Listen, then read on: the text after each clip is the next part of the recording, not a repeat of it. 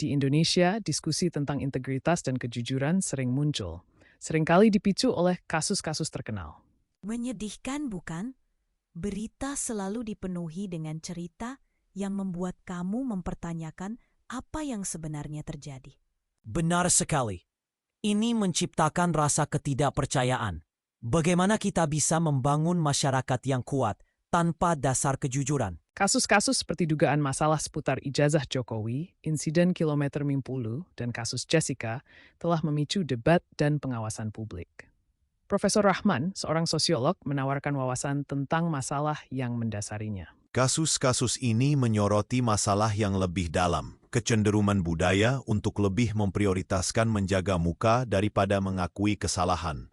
Hal ini dapat menarah pada kurangnya tanggung jawab. Kurangnya transparansi merembes ke dalam kehidupan sehari-hari, bahkan mempengaruhi transaksi sederhana.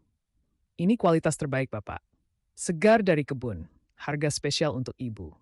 Hanya hari ini. Media berperan penting dalam mengungkap masalah-masalah ini, tetapi juga seringkali menjadi subjek pengawasan sendiri. Penyelidikan terus berlanjut dengan laporan yang saling bertentangan muncul dari berbagai sumber. Kepercayaan publik pada saluran resmi tetap rendah. Jadi, apa yang bisa dilakukan? Bagaimana kita bergerak maju dan membina budaya kejujuran? Menurutku, dimulai dari pendidikan, mengajarkan integritas sejak kecil, dan menuntut pertanggungjawaban dari mereka yang berkuasa.